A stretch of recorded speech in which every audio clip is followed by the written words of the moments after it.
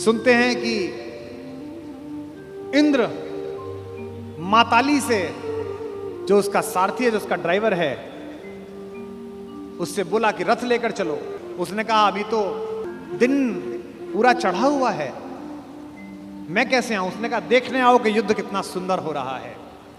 अभिमन्यु जिस दिन जा रहा था लड़ने के लिए, उसने सबके पैर छुए। युधिष्ठिर ने कहा जीते रहो मेरे लाल। धृष्टद्युम्न ने कहा जीते रहो मेरे बेटे। चाचाओं ने, नकुल ने, सहदेव ने गले लगा लिया अपने भतीजे को और कहा जीते रहो। जब उसने मामा के पैर छुए, कृष्ण के पैर छुए, तो कृष्ण ने कहा यशस्वी भाव।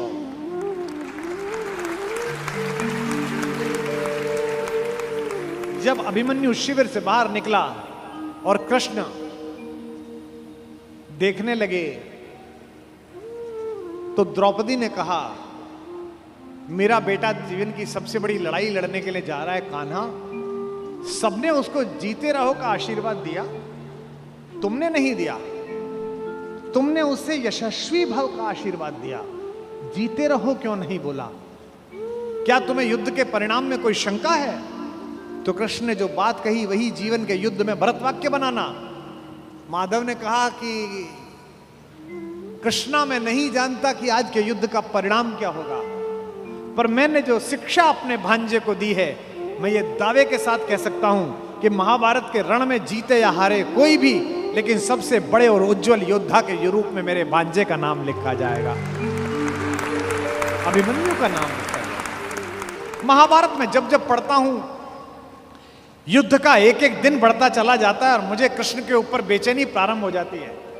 मुझे लगता है अब तो कूदो, अब तो करो, अब तो कुछ करो। वो कुछ भी हो जाने देते हैं। जब नारायण श्रीहरि ऊपर से नीचे चले, राम के अवतार के बाद मर्यादा पुरुषोत्तम बड़े ठाकुर के अयोध्या से विदा होकर साकेत पहुंचने के बाद ये योजना बनी कि अब छोटे ठाकुर को नीचे भेजा जाए, तो सारे देवी देवता, सारे नक्षत्र भी पृथ्वी पर चलने के लिए आतुर हुए। सदा ऐसा होता है। शेषनाग आ गए थे लक्ष्मण के रूप में, सब लोग नीचे आ ही जाते हैं। सूर्य भी तैयार हो गया, इंद्र भी तैयार हो गए, सबने अपने अपने अंश भेजे पृथ्वी पर। इंद्र का अंश कौन है?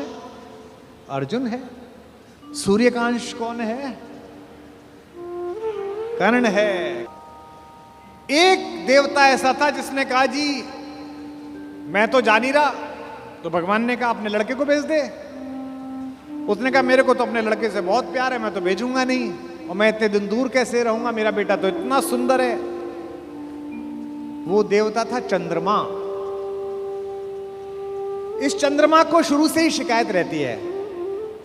अच्छा, भगवान का तो वंश था। भगवान ने कहा कि अजीब आदमी है तू, हमारे ही घर के लोग नहीं जाएंगे तो दुनिया क्या कहेगी?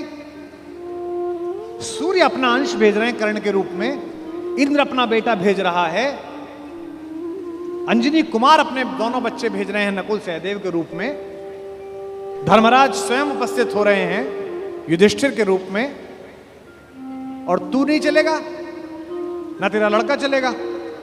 उसने कहा कि कन्हैया एक काम कर लो, लड़का ले जाओ मेरा, दो शर्तें हैं, एक तो लड़का आपके पास रहेगा, और बोले एक ये 16 साल का हो जाए तो उसे वापस भेजना पड़ेगा तुरंत। चंद्रमा का वो पुत्र क्या बन के आया? कृष्ण का प्राणों से प्रिय भांजा अभिमन्यु बनकर उपस्थित हुआ। चंद्रमा के पुत्र के रूप में जन्म लिया। और भगवान का अगर कोई योग्यतम शिष्य है जिसने भगवान से शस्त्र विद्या सीखी है, वो अर्जुन का बेटा अभिमन्यु है। अपने पिता की तेजस्विता से भी वो आगे है। इस समय दुनिया की IVF लैब्स ये बता रही हैं कि प्रसव के काल में जो कुछ सुना पढ़ा गया है उसका बच्चे पर असर पड़ता है। और हमारे यहां हजारों वर्षों से माएं प्रसव के दिनों में गीता का पाठ कर रही हैं, बाल गोपाल का चित्र सामने लगा के रखती हैं कि उनके घर में भी कन्हैया जैसा बालक पैदा हो, राधा रानी जैसी बिटिया पैदा हो। ये हम सब का मन है, पहले से परंपरा से आया है हमारे यहां। तो चंद्रमा ने अपने पुत्र को अभिमन्यु बनाकर भेजा। एक दिन ऐसा आया महाभारत के युद्ध में, जब योजना पूर्वक कुरुक्षेत्र के मैदान से खींचकर अर्जुन को अलवर की तरफ ले जाया गया। मत्स्य प्रदेश की तरफ, विराट की नगरी की तरफ। अर्जुन युद्ध की सीमा क्षेत्र के बिल्कुल आखिरी हिस्से पर पहुंच गया, जहां से सूर्यास्त से पहले लौटना संभव नहीं था। अब यह पांडवों के शिविर में चर्चा का विषय बना कि ये जो चक्रव्यूह सजा दिया गया, इसे तोड़ेगा कौन? किसी को नहीं आता तोड़ना, इसमें घुसना ही नहीं आता, केवल अर्जुन को आता है। तब अभिमन्यु ने कहा कि ताऊ जी, मुझे इसमें घुसना आता है, क्योंकि जब पिताजी मां को यह बात सिखा रहे थे तो मैं गर्भ में था और मैंने ये विद्या सीखी थी।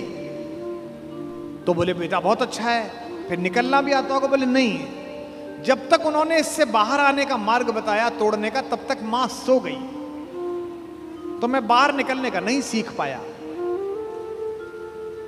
सारे चाचाओं ने और ताऊओं ने कहा कोई बात नहीं बेटे, तू तोड़ दे, निकाल तो हम लेंगे। भाई महाबली भीम, जिसकी एक मुष्टिका से विंध्याचल के पर्वत छोटे हो गए, जहां जहां उसका पैर पड़ा हिंदुस्तान में 1,00,000 जगह है जहां भीम बैठिका है। जिस पत्थर पे चले जाओ बड़ा सा गड्ढा है, बोले ये भीम का पांव रख पड़ा हुआ है। ये देश महान है, इस देश में 2-3 जगह हर जगह मिलती हैं माता सीता की रसोई, जहां जाओ वो मां की रसोई मिलती है। क्या बढ़िया प्रतीक शास्त्र है। दुनिया के 44 देश घूम लिए, इसी क्षण भी अगर भगवान वापस बुलाए और ऊपर बुला के पूछे कि तेरे सत्कर्मों के कारण तुझे देश चुनने का अवसर दिया जाता है, तो मैं दुनिया के सारे देश छोड़कर फिर यही चुनूंगा जहां की मिट्टी में गोपाल लेटा है, जहां के पर्वत पर्वत पर हमारी मां ने भोजन बनाकर उन पर्वत श्रृंखलाओं को तपस्या का केंद्र बना दिया है, जिसके रेणु रेणु पर अपने चरण रखकर राघवेंद्र सरकार भगवान श्री राम मर्यादा पुरुषोत्तम ने और लीलाधर योगेश्वर कृष्ण ने जिसे चंदन बना दिया है। भगवान चुप रहे, किसी ने उनकी सलाह न ली। सेनापति धृष्टद्युम्न थे, द्रुपद पुत्र। सेनापति ने योजना की कि कोई बात नहीं बेटा, मामा ने भांजे को आज्ञा दी कि कोई बात नहीं, तू चला जा इसके अंदर और हम सब तुझे निकाल लेंगे। इतिहास गवाह है, तारीख गवाह है कि अभिमन्यु ने उस चक्रव्यूह को तोड़ा और चक्रव्यूह के दूसरे चक्र में ही पांडवों की सेना को बाहर कर दिया गया और चक्रव्यूह में वो अकेला रह गया। क्या लड़ा, अद्भुत युद्ध हुआ। सुनते हैं कि इंद्र माताली से, जो उसका सारथी है, जो उसका ड्राइवर है, उससे बोला कि रथ लेकर चलो। उसने कहा अभी तो दिन पूरा चढ़ा हुआ है, मैं कैसे आऊं? उसने कहा देखने आओ कि युद्ध कितना सुंदर हो रहा है। अभिमन्यु जिस दिन जा रहा था लड़ने के लिए, उसने सबके पैर छुए। युधिष्ठिर ने कहा जीते रहो मेरे लाल। धृष्टद्युम्न ने कहा जीते रहो मेरे बेटे। चाचाओं ने, नकुल ने, सहदेव ने गले लगा लिया अपने भतीजे को और कहा जीते रहो। जब उसने मामा के पैर छुए, कृष्ण के पैर छुए, तो कृष्ण ने कहा यशस्वी भाव।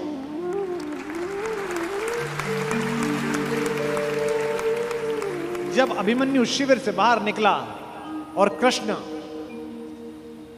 देखने लगे, तो द्रौपदी ने कहा मेरा बेटा जीवन की सबसे बड़ी लड़ाई लड़ने के लिए जा रहा है कान्हा, सबने उसको जीते रहो का आशीर्वाद दिया, तुमने नहीं दिया। तुमने उससे यशस्वी भव का आशीर्वाद दिया, जीते रहो क्यों नहीं बोला? क्या तुम्हें युद्ध के परिणाम में कोई शंका है? तो कृष्ण ने जो बात कही वही जीवन के युद्ध में भरत वाक्य बनाना। माधव ने कहा कि कृष्णा मैं नहीं जानता कि आज के युद्ध का परिणाम क्या होगा, पर मैंने जो शिक्षा अपने भांजे को दी है, मैं ये दावे के साथ कह सकता हूं कि महाभारत के रण में जीते या हारे कोई भी, लेकिन सबसे बड़े और उज्जवल योद्धा के रूप में मेरे भांजे का नाम लिखा जाएगा, अभिमन्यु का नाम लिखा।